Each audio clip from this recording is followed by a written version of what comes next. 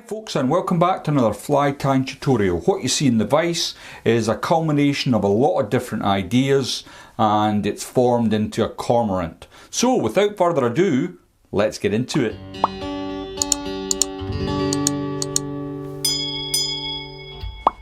The hook in the vise then is a Hanak H25XH. It's on a size 10, it's on a heavy wire, and it's finished in bronze. The thread I'm going to be using today is from Semperfli. It's Nano silk at 12/0 or 50D. As you can see, it's a black thread. First thing I'm going to do is add a tiny little bit of super glue to the shank of the hook, just to help me make sure that's bedded down.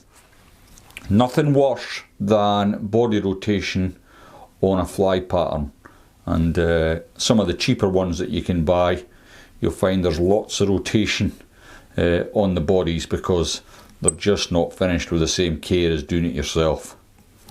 One of the reasons I got into fly tying was because I wanted specific things, and that's the beauty of tying your own flies.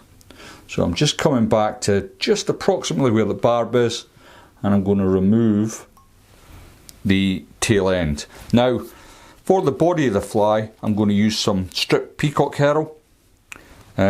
This one's the extra long fibres from trout line, pre-stripped, save you a little bit of time. I'm just going to dampen it down with some saliva, and what I want to do is just see where the best side's sitting, and then I'm going to cut away the waste.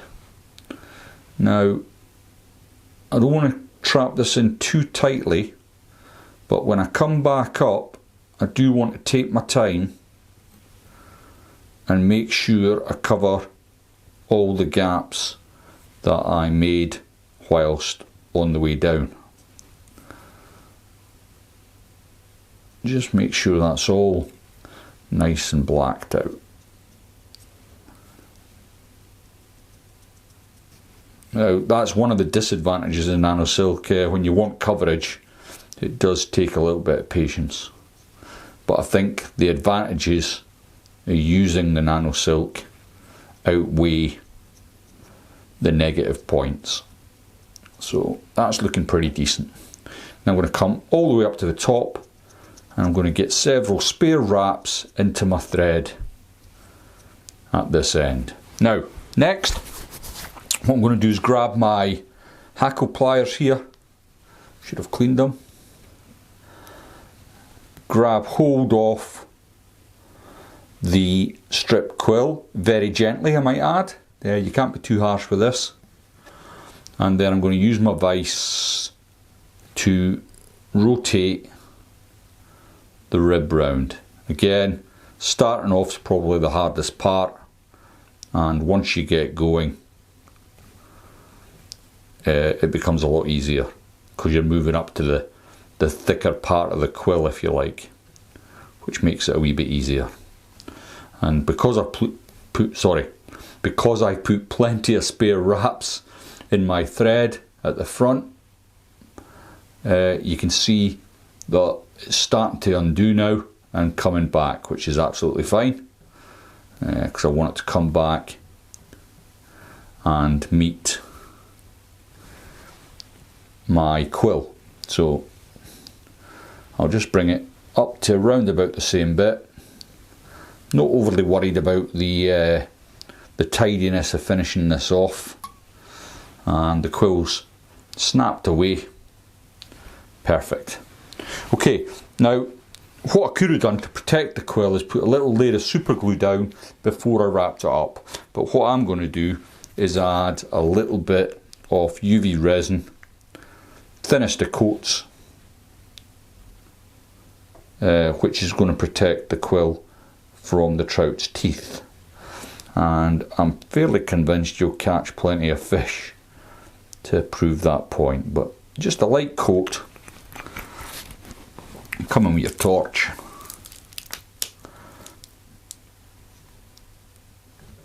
And all it's there for is protection purposes. Not trying to get any effect off it. If you don't like using UV resins, of course you can use just varnish and it will do the same job for you. Okay, next then, what I'm going to do is add my Cheekz, and what I'm using is from the fly tying den, and these are the Flow yellow Cheekz. They're nice and bright. They come on a little card that you just peel off, and what I'll do is catch in one on my side first, with the shiny side, or the good side should I say, down towards the shank. Just take that away. Coming on the other side, so you see on your side you'll see it. I've got my bright fluorescent yellow, and I want that to be down onto the shank. Cormorants are great flies for early season, and also you'll get quite a lot of sport with buzzers. So this is why I've got this culmination of patterns, if you like, to try and give me that little bit of an advantage. So I've got one strand of dyed Peacock Herl here, and it's dyed black. I'm going to simply take away the thickest part at the bottom, catch that in on my side like so, and I'm going to build myself a thorax. So initially, I suppose what you could say is I'm tying a buzzer initially, and then as the fly progresses we'll be adding in a wing as well as a front hackle. Now the idea of the front hackle I'll talk a little bit more about as we get to it.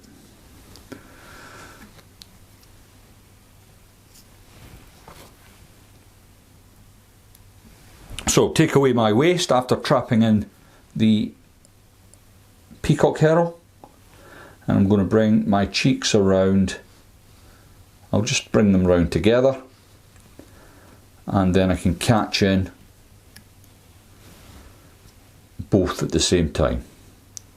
Once I've got them in together, I'm going to pull them both back out the way, get a couple of turns of thread in front, then I can come in with my scissors and just remove the waist.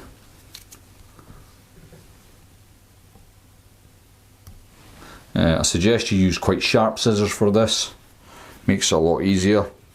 I've got a little bit left here which you'll do for another fly. Simply pop it back on the card like so, and the next time I come to use it, it'll be ready to go. So next then, we're going to add in the wing. I'm using Comp Candy Blackjack Marabou, and I've already got a feather out here that I've been working with. Now it's not a heavily winged fly. It can be if you want, but I like mine to be fairly sparse, so I'm going to take a thumbnail's worth of Marabou. Just rip it off the stalk, and then I can go over my waste basket, trim away all them nasty ends. I'm going to damp down the tips where I'm going to tie it in, and then I can come in with my thread like so.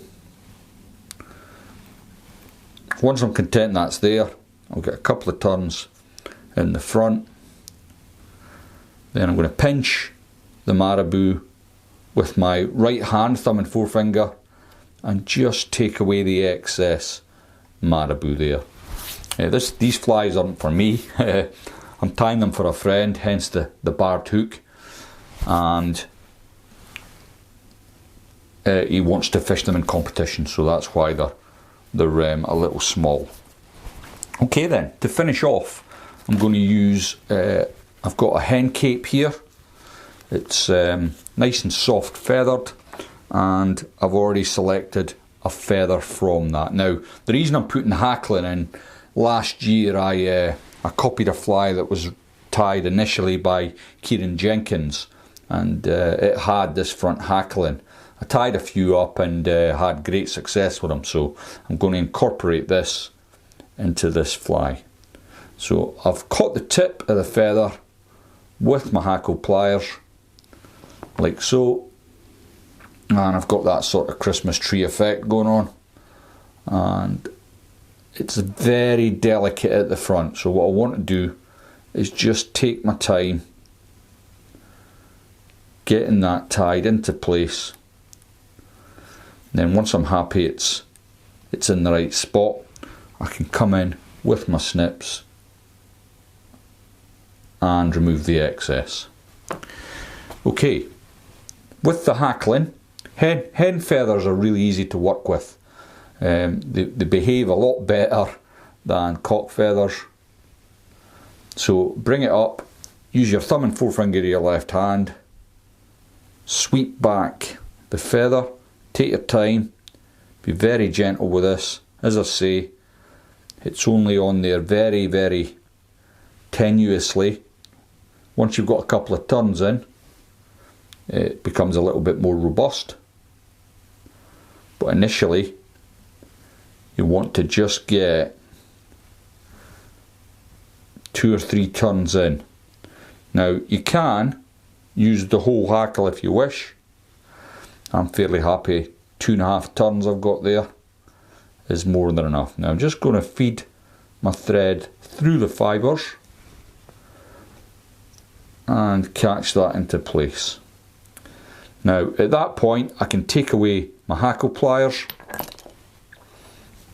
grab everything back out the way, and I can start to work on my head.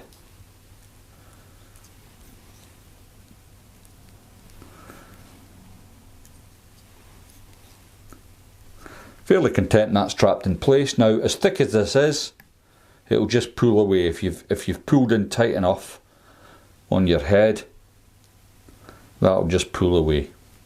Now, to finish the fly, I can just whip finish it and then add the UV resin in afterwards, or you can just add some UV resin to your thread.